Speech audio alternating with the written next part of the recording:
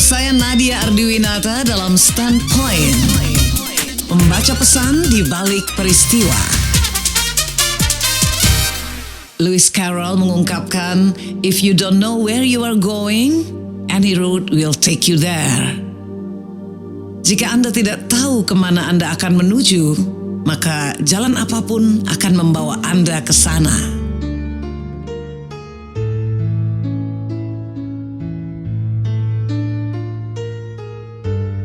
Soal pentingnya arah itu juga terlihat dalam penanganan pandemik COVID-19. Setelah sempat tarik ulur antara penanganan kesehatan dan upaya menumbuhkan ekonomi yang terkenal dengan kebijakan gas dan rem, kini arah penanganan pandemi terlihat semakin pasti.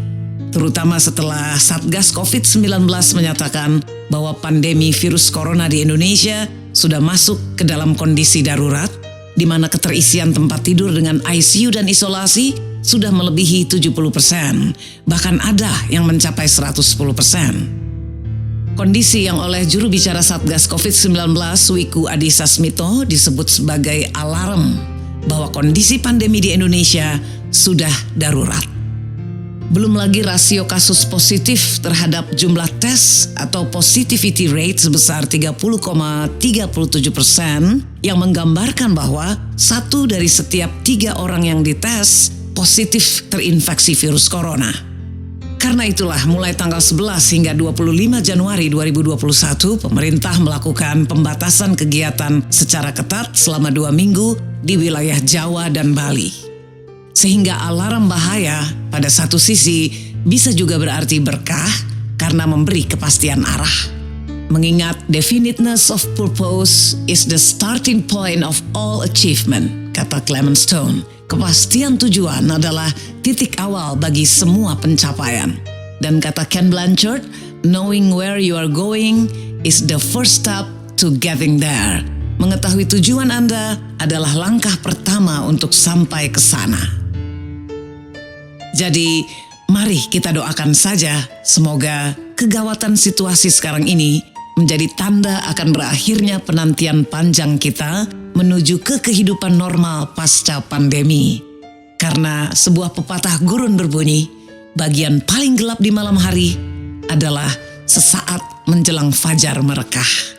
Semoga sekarang inilah tanda-tanda fajar pasca pandemi akan segera tiba.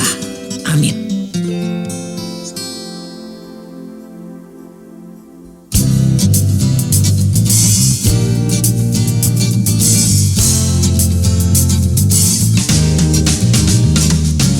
Soal seberapa cepat kita melangkah, tapi seberapa tepat kita memilih arah.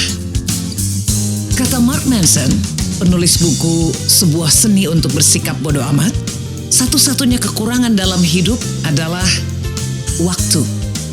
Kelangkaan hal-hal yang lain hanyalah akibat dari cara kita dalam menghabiskan waktu. Oleh karena itu, menurutnya, kita harus mengambil tindakan sekarang juga yang akan menggerakkan kita menuju tujuan. Kembangkan rasa urgensi atau sense of crisis dalam hidup kita. Goal atau sasaran jauh lebih berguna dalam menetapkan arah daripada pencapaian yang sebenarnya. Maka mari kita tetapkan arah, kerjakan, dan berikan diri kita kebebasan untuk membuang atau bila perlu mengubahnya. Goal atau sasaran selain memberikan arah, juga seketika dapat mendorong kita untuk maju.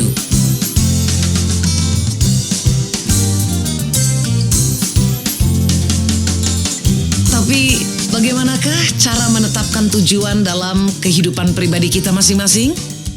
Sarannya, tanyakan pada diri sendiri. Di mana Anda 5 tahun yang lalu? Di mana Anda 1 tahun yang lalu?